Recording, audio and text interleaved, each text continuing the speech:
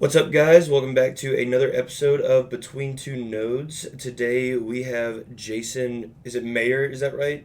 Okay, Yeah. so I just realized that was the second episode in a row that I've had to ask how to pronounce the last name. Let's see if we can make it a third time with our next podcast. But Jason, thanks for being with us. Before we get started, just a quick reference for time's sake. We are currently sitting at block 794, 487. It is, uh, what is today, guys? June 15th is when we're recording this. So if we post this a little later and things have changed, just know that everything we talked about was right today, but it might not be when we post it. Um, but yeah, seriously, Jason, thanks for being here. Give us the IMDb version of yourself. Who are you? What are you doing in Bitcoin? And yeah, just tell us. Yeah, no, thanks for having me. I've been looking forward to this conversation for sure. The the short version is I'm a high school math teacher. The teaching high school math is what I wanted to do sort of since I was a little kid. So got to live out my childhood dream. I currently teach all levels of high school from ninth to 12th grade and got into Bitcoin a few years ago. I did so through sort of a mathematical lens and computer science, sort of like trying to figure out how it works and got a conviction for it. And as I went deeper and deeper down the rabbit hole, I realized that there was a lot of resources out there that assumed that the people listening to those resources or reading those resources were conservative, libertarian, just sort of not aligned with my political beliefs, even though I had a conviction for Bitcoin. So I decided to write a book as a resource for people to learn about Bitcoin, sort of 0 to 1 educational resource about Bitcoin from a progressive lens. So for people out there who are just left of center, liberal, progressive, a resource for them to sort of learn about Bitcoin. Yeah. Yeah, and so that was obviously going to be the first thing that I asked you about because we're fairly fresh off of the release of your book. I know that you've been writing it for a while, Mm-hmm. um, and I look at it as a successful release. Like it just seems like it has been getting so much good attention. So how are you feeling after the release? Like, what's changed? Are you like getting hit up by like millions of people? Like, just how's it been since the release? Yeah, I mean it's interesting, right? Because I'm working with Bitcoin Magazine, who published the book, and it is a lot of hard work. Like you said, I've been writing it for a while. I mean, it, in the big picture, I wrote it fairly quickly. Worked really hard to do so because I think a lot of what I'm writing about is time sensitive and it's important to get people this message. But since the book was released, I didn't really have much lead time. Like the publisher's kind of like, all right, yeah, we're going to work on it. And then they're like, okay, it's happening Monday. And I was like, what? Okay. So All right, whoa, whoa, whoa. Hey guys. yeah, exactly. So since then, it's been like a mad dash, right? Like it's been a lot of people reaching out to me, a lot of sort of congratulations, a lot of positive feedback about the book itself, people who've read it or it's resonated with them, or if it doesn't resonate with them specifically, then they know somebody in their life that they really care about, that they want orange pilled. So it's just been sort of nonstop. Like the book release also happened during the busiest time of my academic year. Like I'm coaching, it's end of, like I'm teaching, it's the end of this school year. I'm also coaching during the spring. So like everything was happening in my life all at once. So it's just been kind of a wild ride where I'm just getting books out to people, getting a lot of feedback, getting a lot of invitations to talk through ideas and things like that. So not millions of people, but definitely a lot more attention than I'm used to getting. Like I'm fully into like, oh, I'm a high school math teacher. Nobody really cares about me, and that's doesn't seem to be the case the last couple of months. But it's been kind of crazy. Yeah, we'll go ahead and preface that I haven't read the book yet. I have a lot of books on my list of books that I need to read, and it is very high up on the top of my list because I figured out that I read Bitcoin. Bitcoin Standard was my first Bitcoin book. Mhm. Then I was told like, oh, you need to read this and this and this, and it turns out that a lot of people rewrote Bitcoin Standard. So I'm glad to get a little variety. Yeah. But also, Eric Yakes, if you're listening to this, that was not a knock on you. Yes, it was. Seventh Property is a great book, but but with that, what is what is the progressive case for Bitcoin? Like I Mhm. said, obviously, I'm going to read the book. Everyone, even if you're whatever side of the spectrum you fall on, I feel like it should be an easy or must read for you. But in a nutshell, what is the progressive case for Bitcoin? Uh, yeah, I mean it's a whole book, right? So it's I do think that what you said is probably pretty important, right? Like even if you consider yourself a conservative or libertarian, or you just don't understand like why somebody would write a book like this, then it's probably still a good idea for you to read it, because there's going to be people that you're going to want an orange pill that you care about, and if they're not aligned with you, then you're not going to be able to reach them, or speak the language that they speak that's going to resonate with them. So I do think it's a useful tool for everybody. Obviously, the target audience is pre-coiners who are left of center. That's a pretty large addressable market. Like there's a lot of people out there who don't know anything about Bitcoin, who consider themselves like liberal, Democrat, progressive. So um, it's meant for that audience, but even if you're not in that audience, you should probably take a look, or at least get it for somebody that you care about. I think that the upshot is that Bitcoin provides a chance to understand the problems in the world through a different lens, and I think that it is not. It is true to say that everybody looks at the world right now and say, "Hey, I don't really like what's going on," or "There's a lot of problems happening." And it might be that people on the right politically and people on the left see different problems, or possibly they see the same problems and different solutions, things like that. But Bitcoin offers people a chance to relook at those problems and the solutions through a different lens. Mm. So things like social justice and equity and peace and governance and the environmental issues, all of these things are things that people care about who are progressive people, and they have not, by and large, have not been afforded an opportunity to look at those issues through a Bitcoin lens. So the book is in equal parts trying to explain to people what Bitcoin is, and then also, the other half of it, as I sort of weave through the book, is to understand the legacy financial system, which is a difficult and opaque thing to understand. And I try to just do that in a language and with a philosophy that would resonate with people who consider themselves progressive people. So, talking about wealth inequality, or environmental issues, or social justice issues through that lens.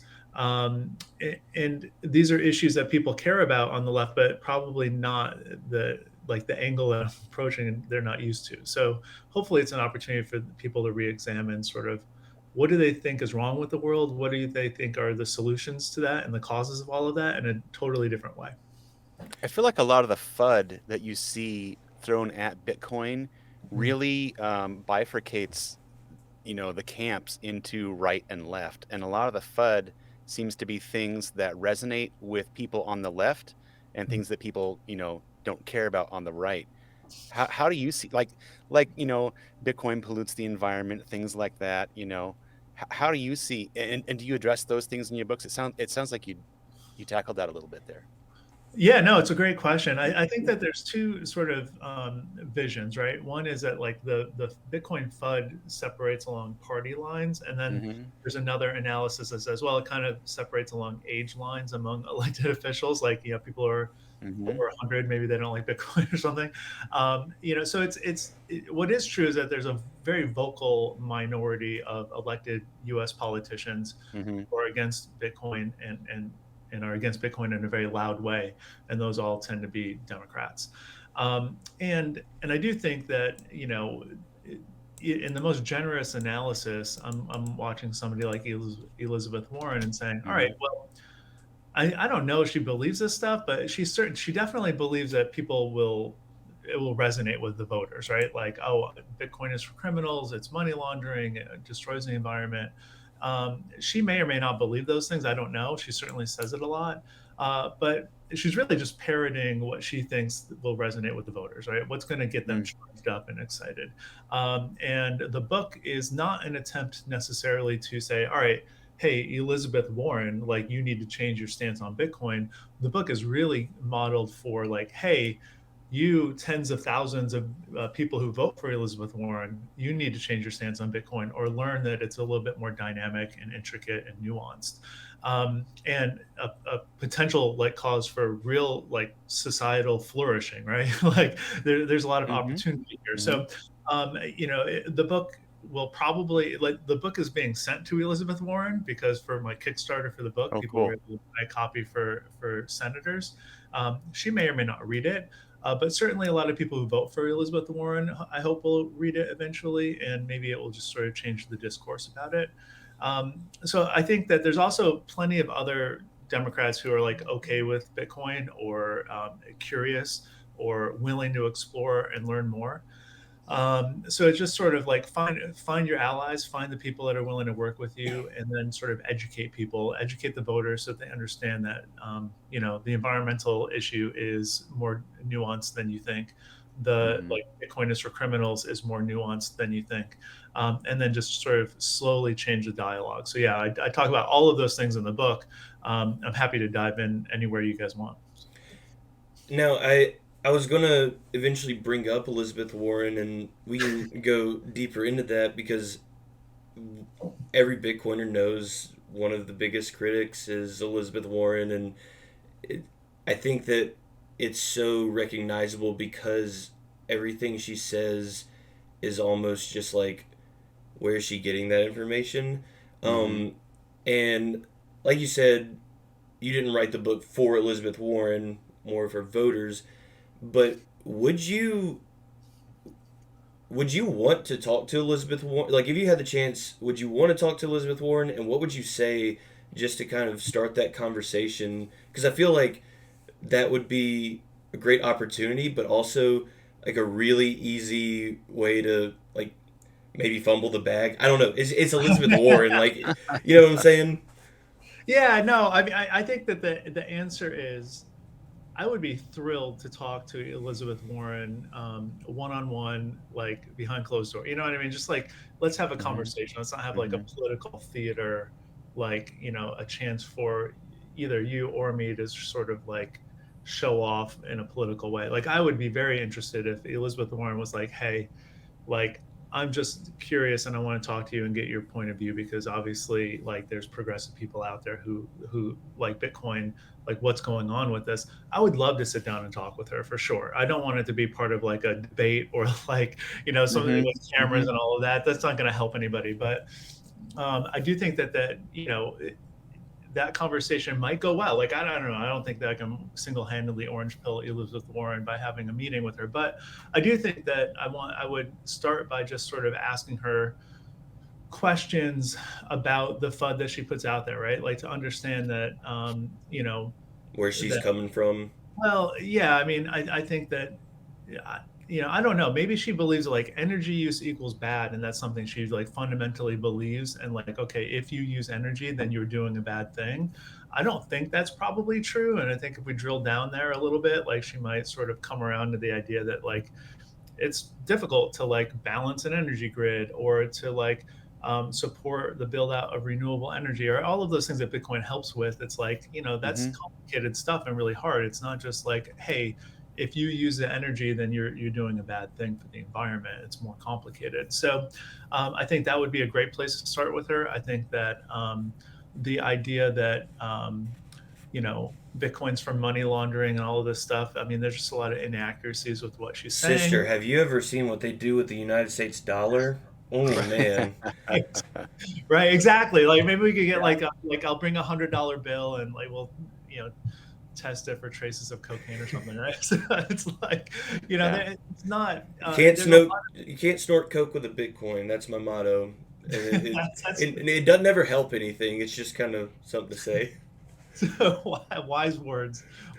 Yeah. So I think that I would love to have that conversation. I would not, like I am politically, like I'm a pleb, right? Like I'm not involved in political campaigns or anything like that. I'm just a dude who teaches math, who votes for Democrats because that's the best option that I see, right? Those are the people who align with me more closely. It's not like I'm, running for office or like advising people. I'm just sort of like a regular dude on that front. So any chance I would have to educate anybody about Bitcoin, I would take it, especially somebody like Elizabeth Warren.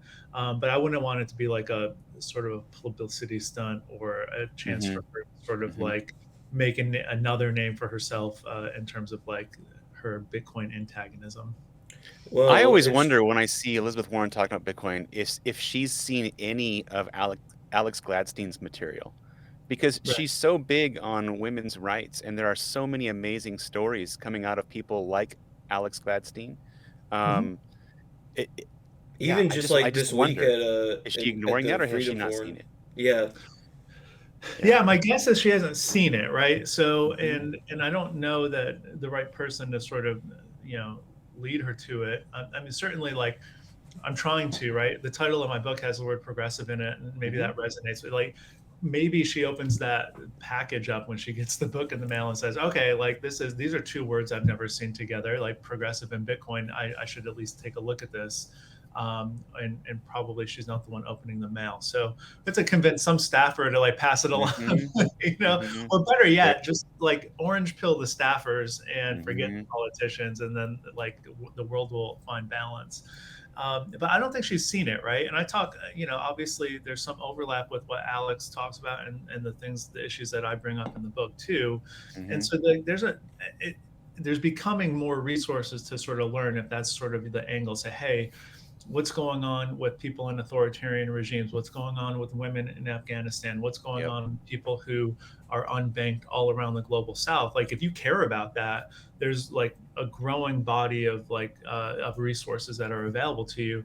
When I started the book, like my book, Alex Gladstein hadn't published any, he hadn't published Check Your Mm. Financial Privilege or anything, right? Like I sort of started this book thinking like, oh my goodness, maybe I'm the only one, or you know what I mean? And then Like, Alex had to come in and steal your thunder.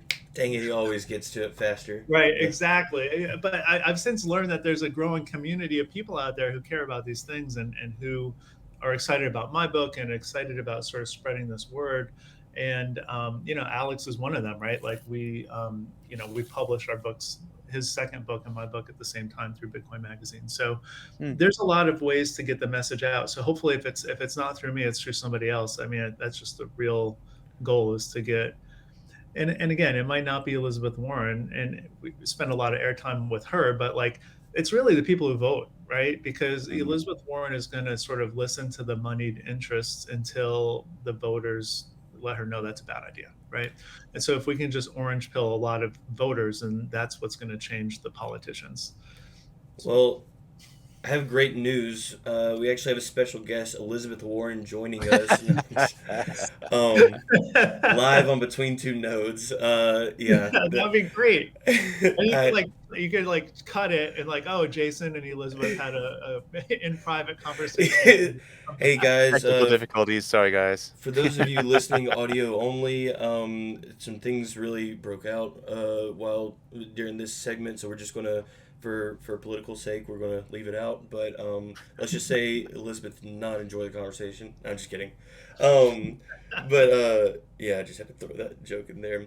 Uh, so Alex, I did get Check Your Financial Privilege whenever it came out and enjoyed reading through that. Um, and once I started looking at your profile and everything, I saw a lot of like one thing that I've seen, because I've thought about this before, being left of center. Like there are people that are not privileged as we are, as like I think back just even last night, the president of Kenya announced that they're not going to be using US dollars, and they're still going to their own banking infrastructure. But the thing that I look at is that the United States nor Kenya are using Bitcoin. However, for different reasons. Kenya is not using Bitcoin because they don't understand how it can help them in the sense of just like understanding the trustlessness, the monetary policy. United States is not using it because we don't want to understand that, because they know that it's going to lose power. There's just completely different scenarios there. Um, and so I'm curious, like, have you and Alex talked and had these type of conversations, or have you had these conversations with other people? I just think of Alex because you mentioned him, and Yeah. your Check Your Financial Privilege is a really good book. Sure. Yeah, highly recommend it. It's like in the appendix of my book. Like, here are the books you need to read also. So like Alex and I have only talked very briefly in person. We had a chance to meet in Miami, but I think that the underlying sort of like assumptions behind what you're saying is true. Like, I don't think most Americans realize the privileged like position that we're in, Mm-hmm. because we control the world global reserve currency, right? Like, we have the ability to put our thumb on the scales for like every transaction that happens internationally around the world, and have done so for the last several decades. Wait, I want to stop you right there Yeah, because like sure.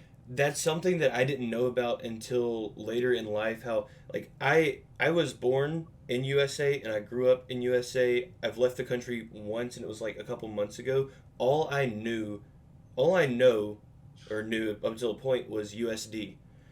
These other countries know USD and Yeah. local currency, and that's something that I was just like, why do I not have the option to, like, when I was in Costa Rica, I asked if they accepted USD, and they gladly took it and gave Yeah. me colones in return because they wanted my USD. Like Yeah. that really shook me a little bit. But sorry to interrupt you. I just noticed that No, and want to no. point it I out. mean, it's true, right? Like, and I mean, there's there's like a whole smorgasbord of like privilege that we have, right? One is that we don't need to really worry about like other people, like other countries' currency. We get to like use dollars, and that, like, if you think about it, like where you're born right now dictates the kind of money that you get to use. Like what country you're born in, and if you're born in America, like you get to use the best money, that like the best fiat money that is out there, Mm-hmm. and that's just a Mm-hmm. privilege. Like, and it's not because you did anything right, and it's not because somebody who was born in Kenya or Costa Rica did anything wrong.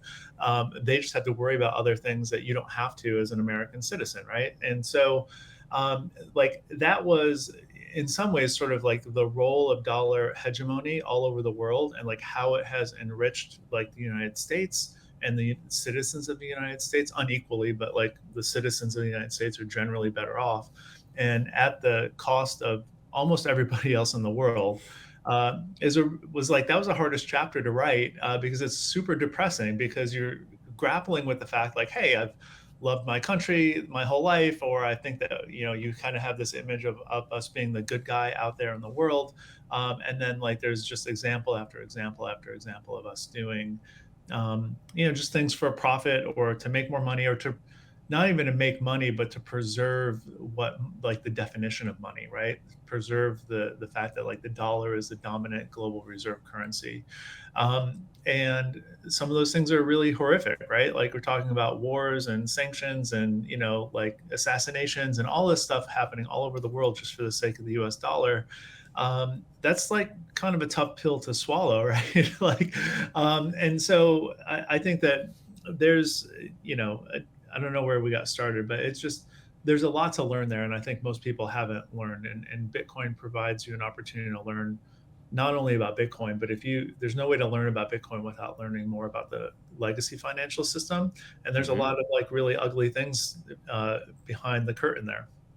Yeah, absolutely. That was, I, I somehow did kind of the backwards of that, where instead of learning about Bitcoin first and then learning about the legacy system and hating it, I was getting a degree in finance, and instead of thinking like, even within that, like this is before I really even knew what Bitcoin was. Like all these people around me in these classrooms were like, I want to be a trader, I want to be a banker, yada yada, and every day they were like, I'm so excited to learn how to advance my career. Every day I was like, what is this? Like this is stupid. Open y'all's eyes. And then I was like, oh, someone made a solution for that 14 years ago. Awesome. Yeah, Uh, yeah. I mean, it's crazy, just like the financialization of like the U.S. economy too, right? Like how, I don't know the exact numbers, but like over the decades, we've seen just like the percentage of our GDP that's accounted for in banking and finance is just steadily climbing.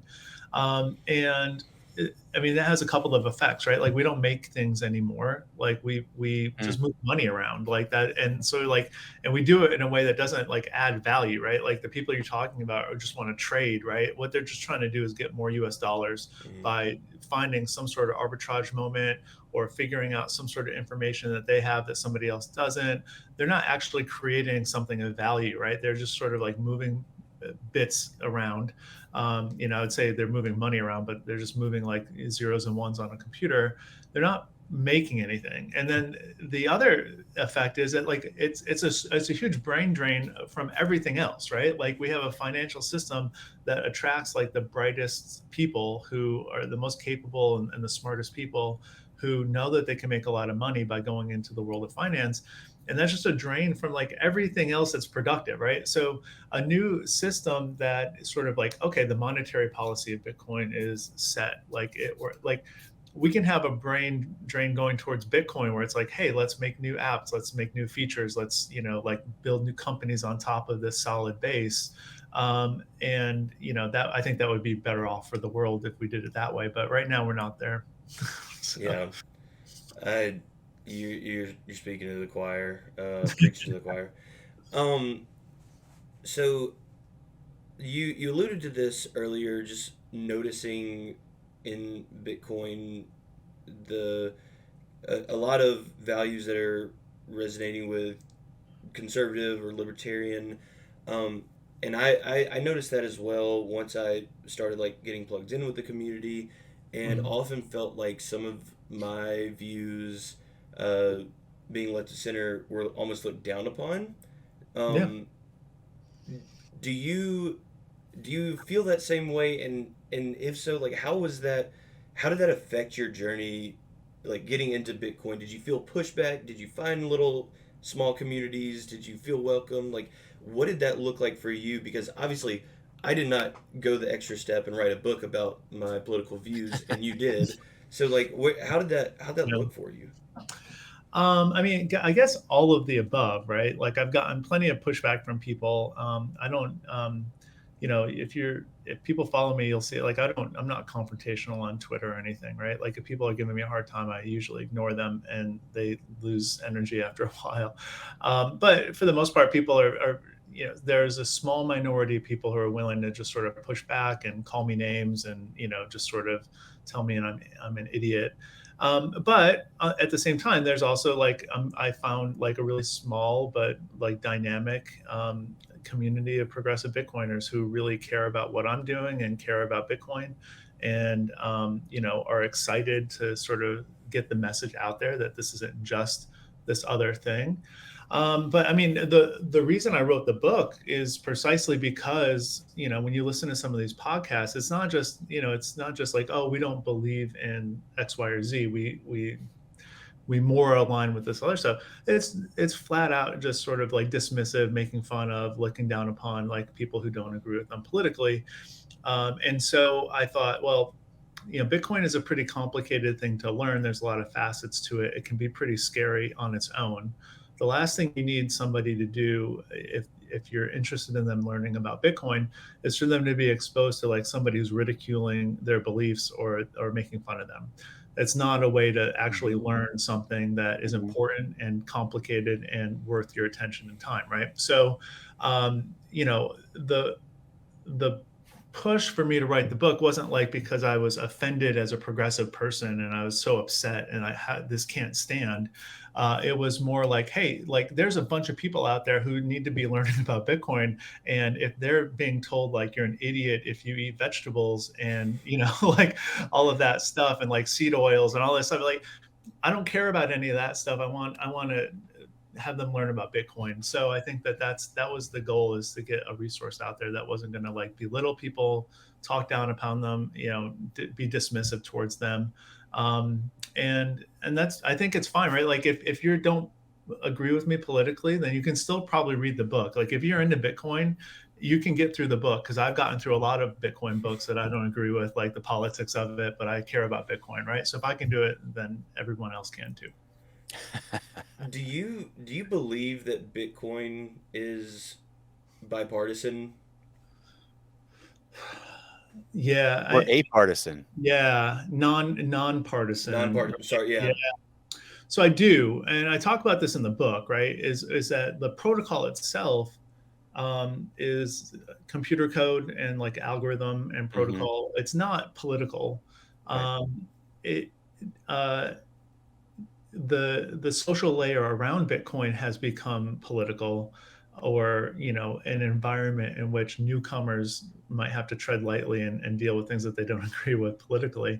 But Bitcoin itself is nonpartisan, like not political. And I write about that in the book and saying, like, in a perfect world, we want to, like, this book wouldn't be needed, right? Like Hmm. there's nothing Hmm. progressive about Bitcoin, other than sort of the downstream implications that we can draw about it. And so I'm just trying to highlight those. But Bitcoin itself isn't political. It's not progressive. It's not conservative. It's just sort of, hey, if you align this way politically, then now there's a resource that's going to speak to you in a way that the others probably won't, right? Like I can't give the Bitcoin standard to people that I care about, because there's going to be things in that book that are going to be off-putting um, to, like, the people that I hang out with. And God forbid they should actually look up the author and then see some of the posts and things. I mean, it's just not going to go well, right? It's all that's going to result in is like somebody not being interested in Bitcoin. So now there's another option. So, and that's not for everybody, but there are people out there that need another option. I can't remember who said it, but it was actually fairly recently. If someone hears this and knows, drop the timestamp and let me know in the comments. But I said that something to the sound of like Bitcoin is not political, but because of our society, that means it's going to be the most political thing. And I had to kind of agree with that because we really love politicizing things that aren't really needed to be politicized. But I also look at it as, like you said, on a protocol level, it's not political. It's code. Hmm. But if you look at it on even an economic level, just literally everything that it solves can cater to any sort of agenda wherever you fall on the political spectrum. I think, and that's what I think is beautiful about it, and why I think that the more left side of Bitcoiners, or I guess pre-coiners that are skeptic of Bitcoin, need to kind of read your book and understand that like the problems that you care about, that maybe the loud people over here don't care about, this also solves those problems. So Mm. Mm. um, Yeah.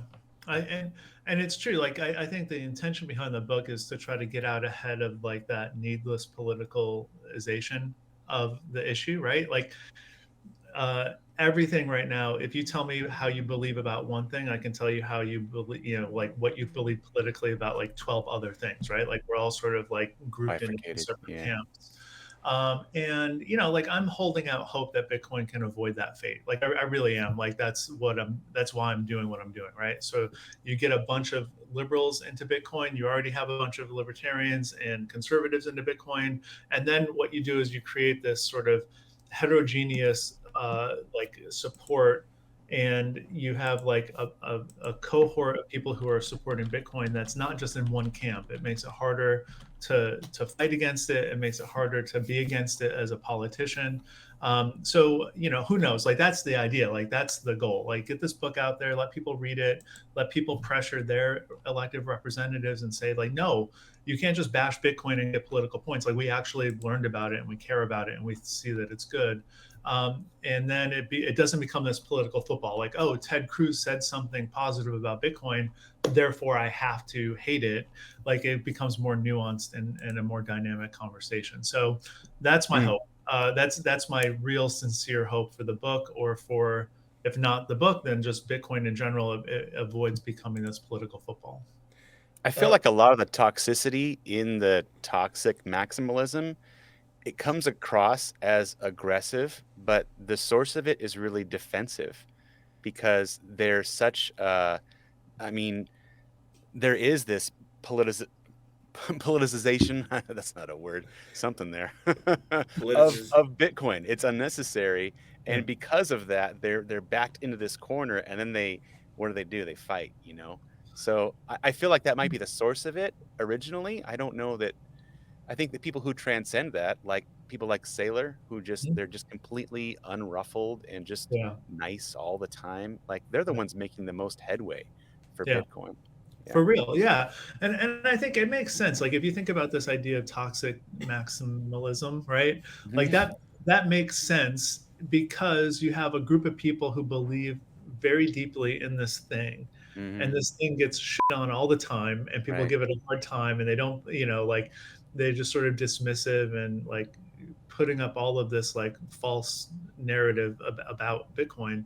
And so after a while, like your niceness erodes, right? You're just like, all right, Mhm. but it is, and it's true. Like you need people out there sort of protecting the protocol and saying like, hey, no, this is like, we need to fight against this like change that's trying to be happening or whatever. You need that, but you need nice people out there teaching about Bitcoin. Like that's what you need. Like it's like uh, writing a progressive's case for Bitcoin is kind of like, hey, let me teach you about Bitcoin, and I'm not gonna really go with like, go fuck yourself. Like I'm not gonna do that. Like I'm not if I don't say that, Mhm.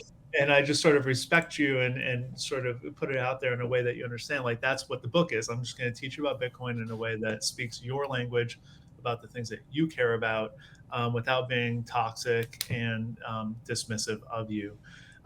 So yeah, I think that's the hope. I don't know, like I'm not like I'm Bitcoin only, and I would say I'm like a Bitcoin maximalist. Like I try my very best not to be toxic towards anybody. Like if people are into altcoins or whatever, like I try to at least understand that there might be a reason for that, and then gently guide them away from it. And but otherwise, like I think my role is sort of like, hey, let me be out there as a resource for people to learn. And there's no real role in toxicity if that's your role. So there was a recent graphic that was going around Twitter, and I'll post this on screen for those watching on YouTube. And if you are listening audio only, you really don't know how to show it to you, but I'll try to explain it. But it talked about the source was Michael Weber, another guy Mm, who I don't really know how to pronounce the last name. And it was percentage of population that owns cryptocurrency. mm, Um, and obviously I haven't looked into like the actual data or anything, but it said cryptocurrency, so I'm mm, assuming that's more broad. But by political party, uh, libertarian was obviously very far ahead of everything else, mm, and then the second was independent, and very close together in this order. It was Democratic, Green, Republican in that mm, order. Hmm. I kind of thought that that was a little surprising because, like we've said, a lot of what we see is kind of aligned with the right side of the scale. And granted, mhm. I also think that some of that might be attributed to libertarian, Right. like libertarian on the right side, I guess, versus Yeah. maybe libertarian on the left side. I don't know if that's even a thing, but do you It is. agree? Do Yeah. you Yeah. do you, do you agree with with that? Like, do you think that's fully accurate? Like I said, I don't know what the actual data set or the sample size was, but Yeah. what's your thoughts on that? Yeah, I did see that graphic going around Twitter, and I did look into it, right? Like I went and found the paper that's based off of that. So this actually interesting. Like I don't know how deep you want to go into this, but No, I'd love to. Yeah, I mean, this please. is I might let's see if I get myself canceled here, right? Because people are people post this because it's interesting, right? And it's like Hmm. counterintuitive, like, oh, more Democrats, than Republicans. First of all, like you said, it's cryptocurrency and not Bitcoin. So therefore, like already it's like a little bit less surprising because who knows, right? Like young Hmm. people tend to be more liberal and young people tend to like cryptocurrency. So already there's like a caveat. Um, Two, the graphic that went around, at least the version that I saw on Twitter, like had no scale, like no axis on the graph, right? Like Right. it Yeah, just it was literally just bars. it's just bars, right? And so I think that there's a lot of people out there who say, trust, don't trust, verify, do your own research, like, whatever. But like, I think a lot of people like republish that graph because it showed something interesting, something surprising, something they agreed with, or whatever. And I think that when you really step back from Bitcoin Twitter and maybe crypto Twitter, I'm not into crypto Twitter, but Bitcoin Twitter at least, like you see a lot of that, right? Like people are just posting stuff that's just confirmation bias. Like, I already believe this. This is cool. Like, look at this, without looking at the numbers, right? So I would just sort of, as a math teacher, and that's my day job, and that's like my number one like job, I would say, be more skeptical. Like, look into the, not you, but like your audience. Right. Look into the paper. Like, look, if somebody is posting a graph that has no numbers on it and there's no scale and you can't tell what's going on, like, be skeptical of that. If it doesn't say Bitcoin only, like, don't post it and say it's Bitcoin if it's actually crypto. And if you don't know, then you have to acknowledge that. So That's why I avoided posting it, because like, one, it's a graphic that yeah, I just saw, and I don't want to fall victim to confirmation bias, because like, oh, yeah. like, this is some, and But also I didn't read like the actual paper, and yeah. it said cryptocurrency, but all the little bars had Bitcoin logos on them, and I'm like, you know what? I'm just not going to even bother with that, because I don't know Okay, the validity. that's funny. I could tell you for sure that the version I saw didn't say cryptocurrency. It just said, like, it just didn't have a title at all, and people would write Bitcoin in the tweet. But I looked at the paper, the original like research paper. It's like 20, 30 pages, right? And it came out last month. It came out in May.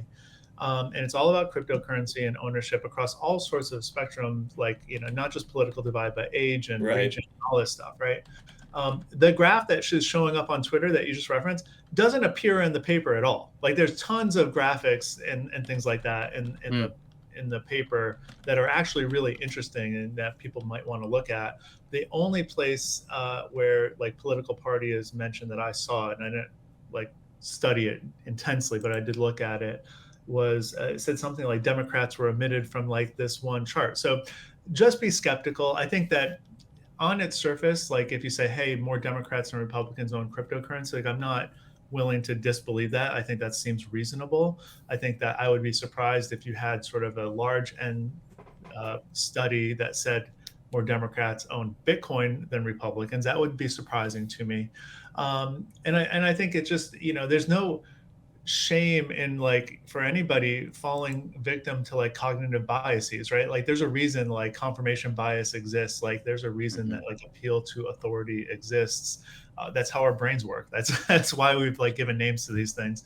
So just be skeptical. I think I see it in a lot of well, you see it everywhere, but if you look for it in the Bitcoin community, like you'll see even people that I trust or that I know well or that I really respect or do that too, right? They're posting something that maybe they don't have the data for or they don't understand what they're posting. So just be careful, be cautious, and hopefully, 10, 15 years from now, like a graph like that won't make any sense, right? Like it doesn't even matter. Like everyone's using Bitcoin and we don't need a graph about it. I guess that's the ultimate hope, is that we just have everybody's using Bitcoin and nobody cares about it because it's really boring and it doesn't matter if they're Republican or Democrat. Real quick, was the paper titled "Do You Even Crypto Bro? Cryptocurrencies and Household?" Okay, I just Yeah. found it. I'll just for everyone, if anyone's curious, I'll link it in the description.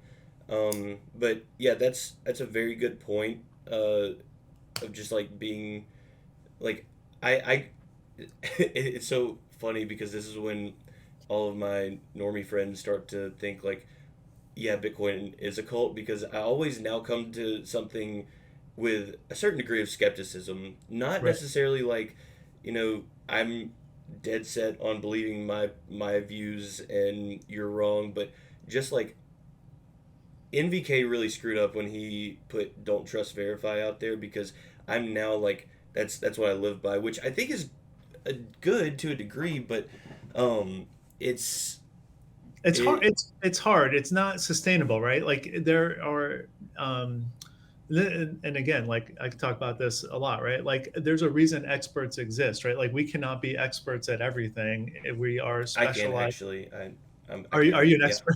Right. never been So the wrong. rest of us can't be an expert on everything. So like at some point along the stack, you have to trust somebody, or you have to trust, that like the information you're getting is accurate or from a reliable source or whatever. Like you can only do so much, and you should try to minimize trust in your life wherever you can, right? But like we all have limited time and resources, so like like so trust minimized is probably better than like don't trust at all. But like there are experts in fields that like I will never know about, and I need to be able to trust those people to tell me things that make sense or that will make my life better.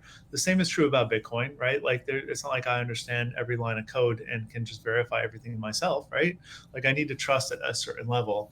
And like, and again, like there's no shame in this. Like the best moments are like on Twitter, like somebody who I respect very much and who is a very intelligent person posted a video of President Obama that was just sort of President Obama talking about enslaving people or doing something crazy, right? It's like, oh, we got him, like, find us. Are you kidding me? Like, this is obviously fake. Like, there's nothing true about this. And like, it's just confirmation bias. And that person realized, or somebody told them on Twitter, like, hey, you just posted like a doctored video and made it seem like he was saying one thing and it really is not true. And that person apologized, said, you know what, like I feel badly for posting that. Obviously this is fake. I appreciate people pointing me in the right direction. So that's what you got to do. Like if you That's a big thing about it, is like just owning it. Like, own it. And it's not like like I don't get excited if I got some sort of news about Bitcoin that's positive. Like I'm going to get excited, right? But take a step back and try to think about stuff through a more sober lens and make good decisions. one thing one thing to add on to the minimized trust that I've kind of been exploring just through, because I have noticed like you can't verify everything. Like there is going to be a degree of trust in most everything that you do. For instance, I I did a Zap fundraiser on Noster for philanthropy, and got a really decent amount of Bitcoin. And I went to the philanthropy. It was the philanthropy of my fraternity, and I talked to the guys that I know and asked like, "Hey, do y'all do Bitcoin donations?" They're like, "No," and I was like, "Well, this is okay. What?" And so then I had to realize that I was such a good Bitcoiner that I didn't have any exchanges to sell it on, and so I was like, what do I do here?" So I had to basically peer to peer with someone over Noster. We did through PayPal, Yeah. and it was kind of like this, like, all right, let's start out with $50, do that little transaction, then we'll bump it up, just hope that PayPal doesn't swat me or something like that. um, and then also uh, American HODL was doing a just kind of like a social experiment, I guess, to be fun whenever Zaps like first came out, where he was like, I'll if you want to participate, I will zap you 1,000,000 sats if you zap it back. And he knew like it a lot of people were like, you shouldn't be doing that, like you got don't trust verify. It's like Hoddle knew what he was doing as far as putting Mhm. that trust in someone else. Like he wasn't blindly like, oh yeah, no, I got that. Like he knew the liabilities that came with that. And then Right. that got into the discussion of kind of a reputation. Like if I were to say that and say like I'll zap you, or if you zap me 1,000,000 sats, I'll zap you back, and someone zaps me and I don't give it back, Yeah. like I'm a public figure. I'm basically fully doxxed. Like that's going to affect me. Sure. And so there's like this web of trust as well, Yeah. where you might not know someone on a completely personal level, Mhm. but you're very close with someone who you trust, who knows this person, and but it is all about that minimizing trust while still having to trust, because like you, I don't verify every line of Bitcoin's code. Like I have Right. a computer that does that. Yeah. Yeah. Even if I dove in, like I still don't think I would fully understand it. But uh, but yeah, it's the Well, trusting this and is verification is an interesting dichotomy. no, I think it's true because I mean, this is like why money was invented, right? Like the minute you have to deal with somebody you don't trust, that's like, when money comes into the picture, right? Hmm. Like actually, Mhm. they say, oh, Bitcoin's money for enemies. Well, like all money is money for enemies. It's just some is better than others, right? And so if you read the Debt the First 1,000 Years, like this is like money didn't come about because like barter didn't work. Like people weren't bartering in the way that we think of, right? It was just like communities of people that had like trust with one another, a community with one another. Like I'm gonna do this for you because we're part of the same community. And then money gets involved when you need to actually transact with somebody from outside of your community, right? And you need to actually, you don't want to have to trust them, so you're going to create this like monetary technology that is going to help you transfer value or do trade or whatever. But I think it's true. Like we are human beings are social animals. Like there's no way around it. We need other people. We like our society flourishes when people have expertise in certain things and specialize, and then we can sort of build up from there. So it's something to keep in mind. Like you're not going to be able to verify everything, so you do have to be careful about what you trust and who you trust, and then just be more skeptical than you think you should be. I think that's the only advice I can give to people. I hadn't Mm. heard of, even read or even heard of Debt the First 5,000 Years, but I just looked it up. Yeah. Is it, I see it was released 2014, so that was pretty soon after Bitcoin. It's not a Bitcoin book, is it? It's not a Bitcoin book. I think it was actually first released before Bitcoin was. I might Mm. be wrong about that, but Oh yeah, it, that might be, yeah. Debt the First 5,000 Years. Highly recommend reading it through a Bitcoin lens. Hmm. It is absolutely a phenomenal book, and it's written by an anthropologist, David Graeber. So it's not like an economist or anything like that. It's Oh, actually interesting. a historical dive into like what money is, and essentially money is debt, money is a ledger, like all the things that we kind of understand, um, because we have learned about Bitcoin. Is presented in that book, so I think it's actually it's another one, right? Check your financial privilege, Debt the First 5,000 Years. Like these are options. After you read my book, you should read those.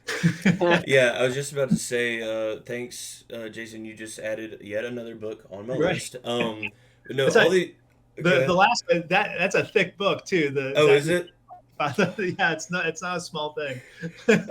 All of these books that we're mentioning, I'm going to put them in the description on YouTube and Fountain for you to check out. But dude, this is a wealth of knowledge. Like, thank you so much for just coming and sharing on a political spectrum, just like a general idea of Bitcoin.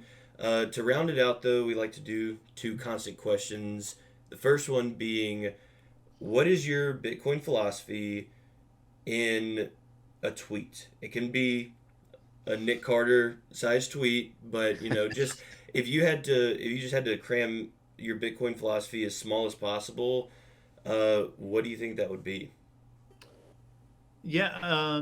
So tweet length philosophy about Bitcoin. Um, yeah, Bitcoin is the best monetary technology humans have created, and you should learn about it. Like that's the tweet, right? Like it is the best monetary technology humans have ever created, and you should learn about it. Yeah, Yeah, you think about simple. everybody play, all Bitcoiners at least play this game. Like if you go back in time and like you like you got to talk to yourself, like how would you tell yourself to buy Bitcoin, and or like you have to get into it in 2010 or something. And I constantly go back to the idea that if I had to go back in time or I had the opportunity, I would not tell myself to buy Bitcoin. I would tell myself to learn about Bitcoin, because if you learn about Bitcoin, then you have the conviction to actually buy it and hold it and understand what you're doing with it. And the same advice for my past self as for all of the people that I interact with. Like I don't tell people to buy Bitcoin. I tell people to learn about Bitcoin, because my conviction doesn't translate to them, right? They need to have their own conviction about it. So Yeah, that's not part of the tweet. That's like an image afterwards. But the tweet is what I said before. that's Yeah. that was Like was in the thread. a No. thread. Yeah. Yeah, yeah. Yeah. Two Exactly. of two. No, but thank you for that clip that I'm going to blast everywhere. That was Carl. You timestamped that. That was really good. Yeah. No, I also I I typed a really quote. I'm ready to love tweet it. I really love I don't know where it was, but I saw it in Prague, and then I saw it. I didn't go to Prague, but I saw pictures.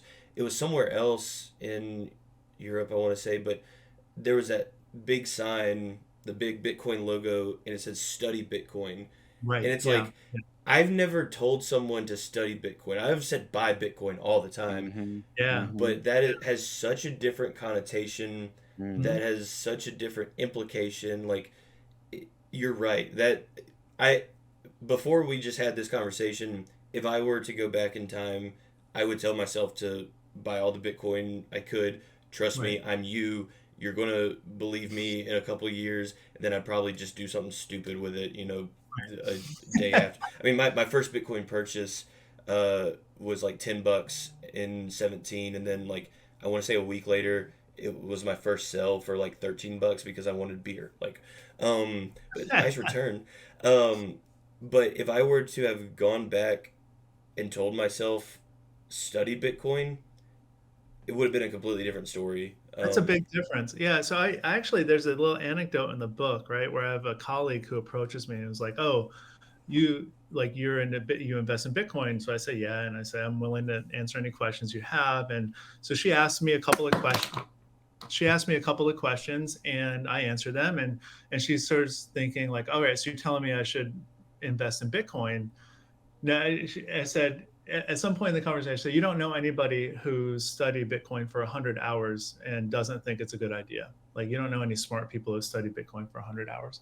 And she goes, "So you're saying I should buy Bitcoin?" And I said, "No, I'm saying you should study Bitcoin for 100 hours. Like, you should learn about it as much as you can." So my advice for everybody, keep learning about Bitcoin. Like you should buy Bitcoin comes along, right? Like you Right. don't need You're to gonna decide. realize that. You're Mm-hmm. gonna realize that that's like a big part of it, like a couple hours into the studying. Exactly. Yeah. Yeah. I'm gonna start actually saying that now, because like I just moved back to my hometown, and everyone who's been like following me on Facebook and stuff, like they see that I'm now like the Bitcoin guy in Hattiesburg, and Yeah. uh, they always come in. It's like, all right, so what's the next one? And I'm like, oh, you just like that's a big can of worms that you don't even understand what you just said.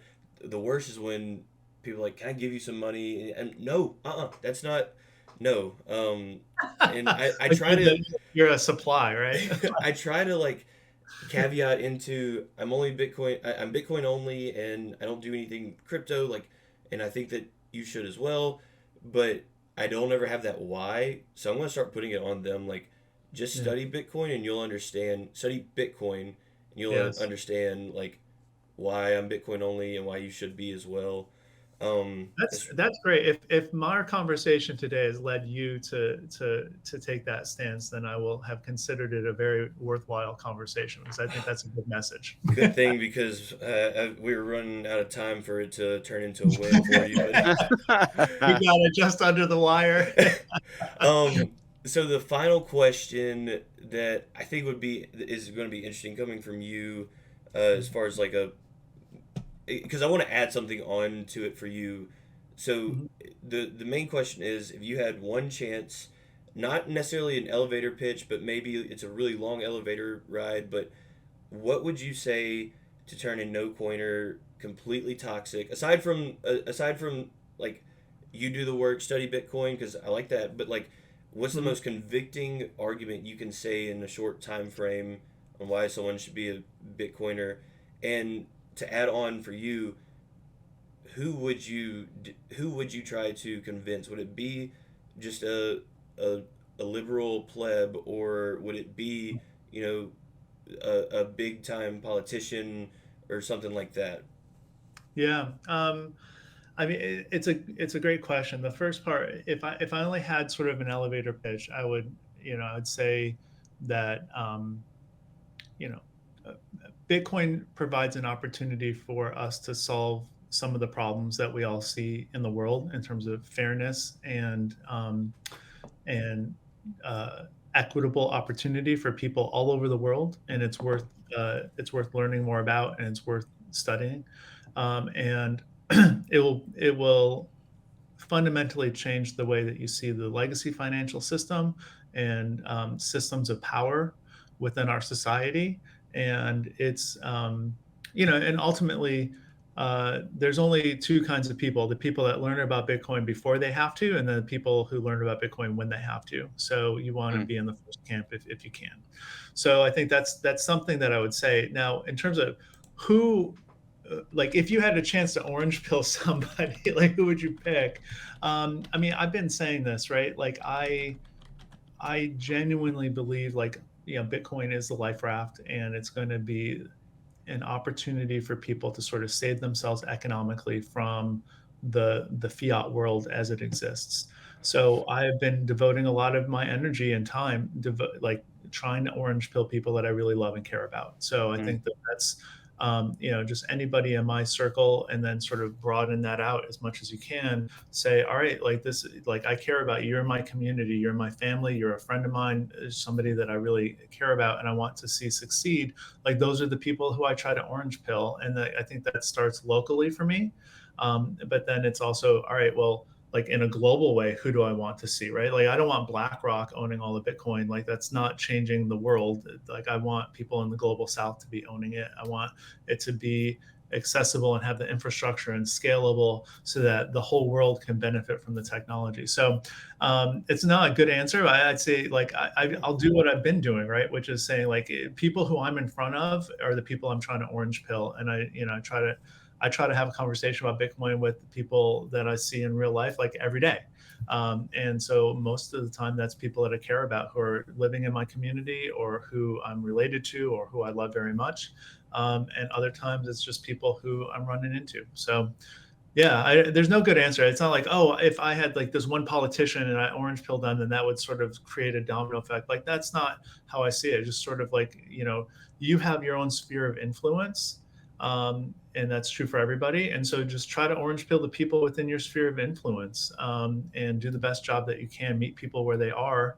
And for a lot of people in the world, a resource like my book is going to be an opportunity to meet people where they are. Like, not everybody, but certainly a lot of people out there who don't have Bitcoin or don't understand Bitcoin. This is a good way to meet them where they are. Yeah, I think that's a great answer actually, because like some people like to imagine like what if I could, orange pill Joe Biden or that was just first. Yeah. We won't get into that. But like thinking about it, Yeah. and I've thought this too, but never really realized like this is the one person that if I could completely orange pill, it would be him. But like my dad, like Yeah.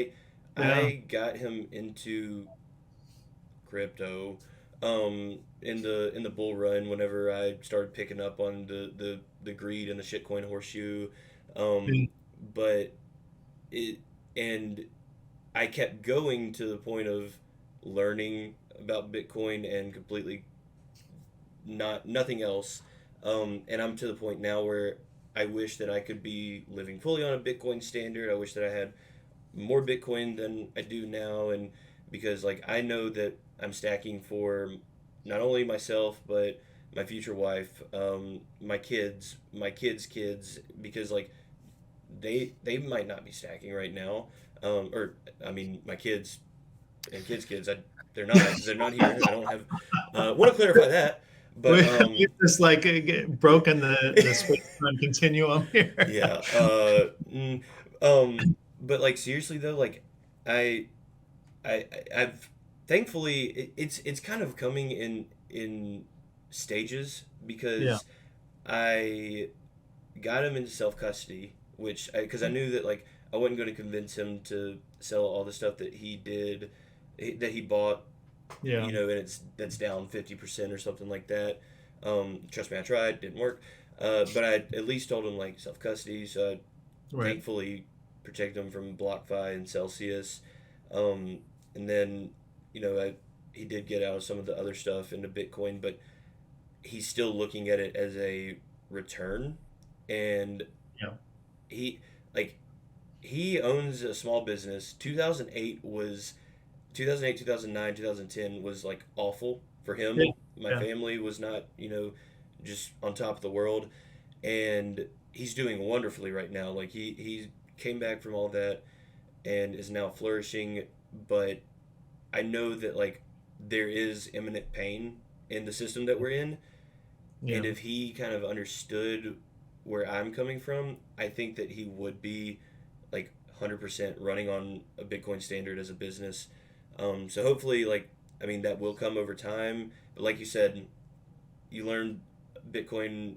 You either learn Bitcoin before you have to, or you learn it after it's too late.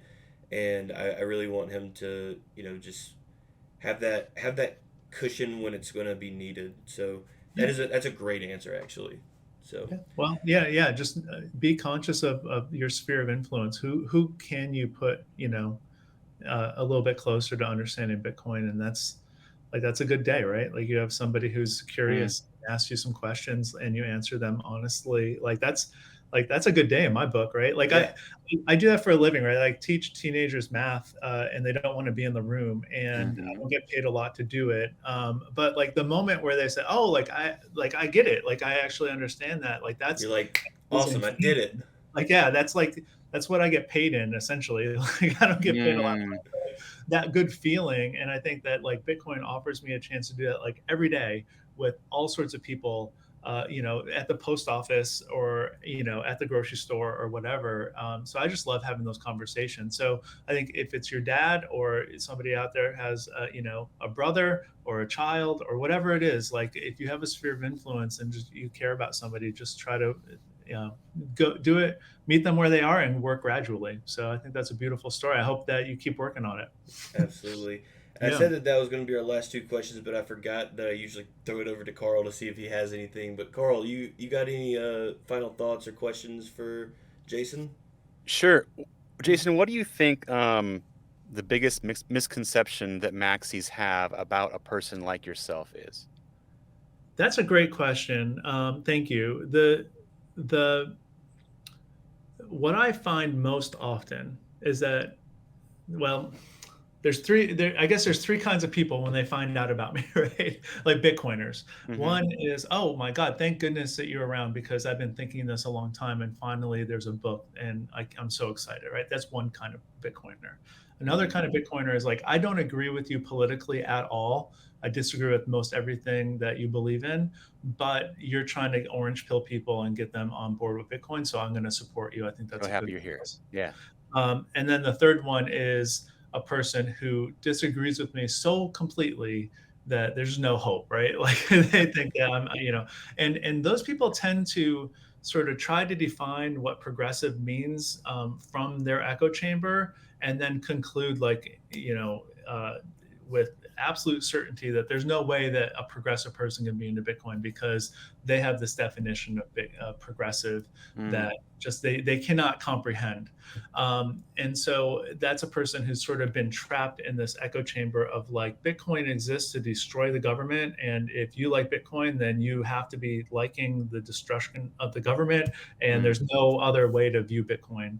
And I just don't buy into that. So I think that essentially like the people who have been most volatile or toxic or aggressive towards me have just literally just said like if you like you must love the government seizing and taking control of you and enslaving you and therefore like you can't like Bitcoin. And it's not like that's not what progressivism is. It is much more nuanced and subtle. And so these people are just trying to like define like an enemy that they would like to fight instead of the more nuanced, subtle, like, perspective. So I'd say that's been an interesting dynamic with people just trying to define this most extreme version that they can Mm. think of. Because that's easier to like have an argument against like a very extreme sort of out there viewpoint.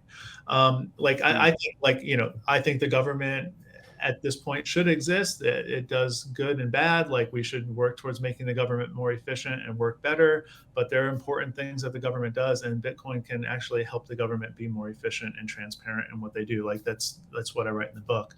Mm. So for most Bitcoiners, like, or maybe for a lot of Bitcoiners, that means like I'm a far out like left wackadoo because I think the government should exist. It's like that's enough for some people, right? So I'd say that those are sort of the themes that I get most often.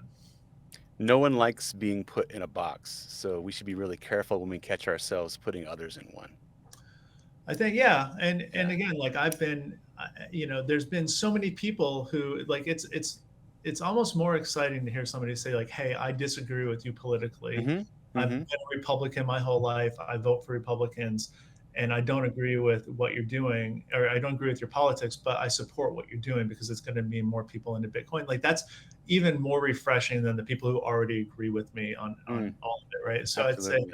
that that's fun and exciting to be able to have conversations like that. When you Mm. can bury the hatchet over like a common ground, like that is very like just great to feel like that's one of those wins basically. It's like Yeah. yeah, I'm able to put this stuff aside so we can talk in conjunction about this. So And there's um not Bitcoin is one of those things right now. And there's not many like it, right? yeah, So, seriously. Mm-hmm.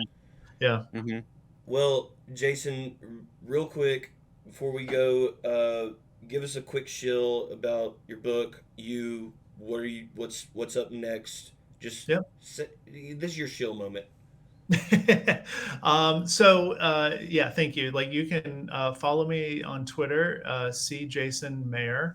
Uh, you can go to my website, which is bitcoinprogressive.com, and you can check out, sort of the details about the book. You can order the book there. Next up for me, I'm going to be in Washington, D.C., and then Boston next week. So Washington, D.C., I'm going to be actually handing copies of my books out to politicians in Congress. And Amazing. then probably by the time this airs, actually, I will have already been in Boston for the Freedom Festival. So that's exciting. And then in August, I'm going to be at Pub Key in New York City. So this episode will be out by then. So if you're listening to this, then come and see me in New York City if you're able, and hear about the book and get your book signed. So those are Yeah, some things. I still got to get out to Pub Key. I feel so much FOMO every time someone says like they're going to Pub Key. I'm like, I'm excited. I'm excited about that. honestly, Yeah. you could not have named a Bitcoin bar, anything better. Like, No. that's Perfect. great. And the folks working the folks working PubKey are awesome. So I've been really fortunate. I'm actually considering myself very lucky to get there and be able to talk about the book at such a cool place. So yeah. That's sick. Well, yeah, all of those. I'll link Jason's Twitter and his book down below, along with Check Your Financial Privilege and Debt the First 5,000 Years for y'all to check it out. But Jason, seriously, thank you so much. This has been a wonderful conversation. It's so great to just hear Bitcoiners from all walks of life is what we're trying to do, and um, I'm really looking forward to reading your book. Thank you to everyone listening. If you're watching on YouTube, don't forget to like and subscribe. Leave a comment too because it makes me feel happy. And if you want to listen to this later and you're on YouTube, Fountain has got all of Between Two Nodes, and they're freaking awesome. Earn sats while you're listening to me and Jason talk. You don't get sats while Carl talks though, unfortunately. But yeah, thanks for watching. We will catch y'all next time.